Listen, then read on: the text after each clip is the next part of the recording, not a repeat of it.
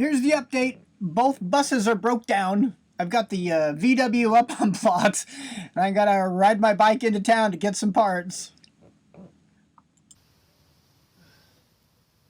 Oh, all right. Hey guys, so here's the update from the van. I just pulled into the Green Mountain RV Resort in North Carolina. This place is gorgeous. It's like up in the Blue Ridge Mountains.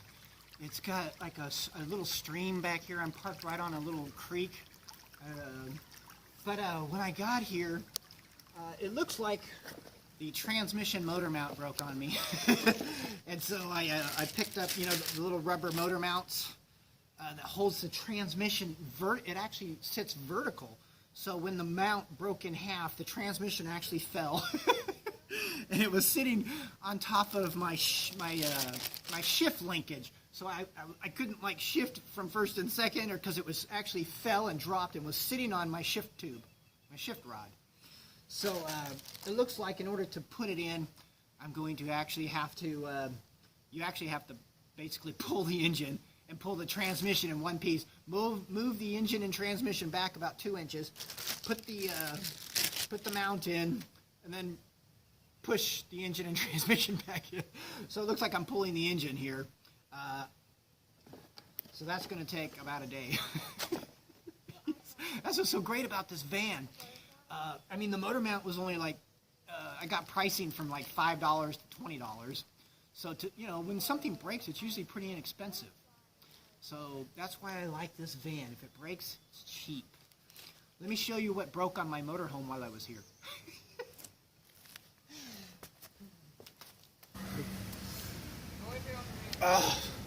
So when I was driving from Kentucky all the way over here to the North Carolina, I'm in Lenoir, North Carolina, which is a pretty long haul. It was all day, probably took me at least 8 hours. I was driving up and over the Smoky Mountains out of the middle of nowhere. And we're going up and over the Smoky Mountains, and we actually just passed the Appalachian Trail head, and I saw several hikers going across, so people are on the trail today. And all of a sudden I noticed my alternator stopped working on me, so I wasn't putting out any volts. Luckily this engine doesn't actually require a lot of energy or a lot of power. It you know, pretty much the fuel cut off solenoid. So I disconnected a lot of stuff, and basically I turned on my generator, and so I was running off my generator for about 3 hours. so I was using my generator to charge the batteries and keep my radio and my heater going and stuff like that. So I basically put on a brand new alternator since I've been here. Luckily I'm in a pretty decent town right now, because I have been staying out in the middle of nowhere. But this town actually has several auto parts, but it actually had an alternator and starter guy, actual shop that had this big alternator, because this is a trucker's alternator. It's 160 amps continuous, so you know, it's made for those trucks that have all those lights and everything. And it's a really nice alternator. And the new, just an update on the new air compressor I put on in Kentucky. It's running beautiful. You can see there's no oil on it. It's running great.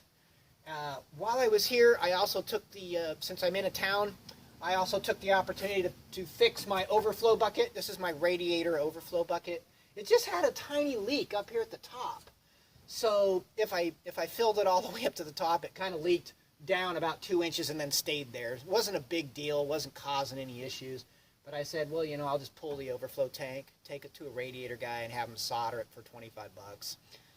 I could have soldered it myself, but I don't have any tools with me for that kind of stuff right now. I didn't want to do it, so I just took it in.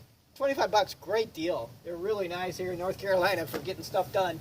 So I'm all ready for my next stop.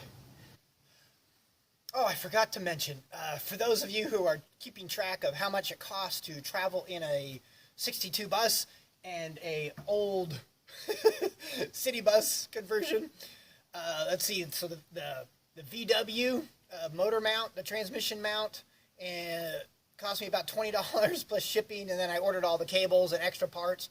So that order cost me about $70, but just to fix the training mount was $20 plus shipping. Not bad.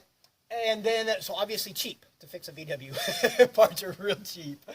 How much did it cost me to fix the motorhome for this leg of my journey? The alternator was about $200.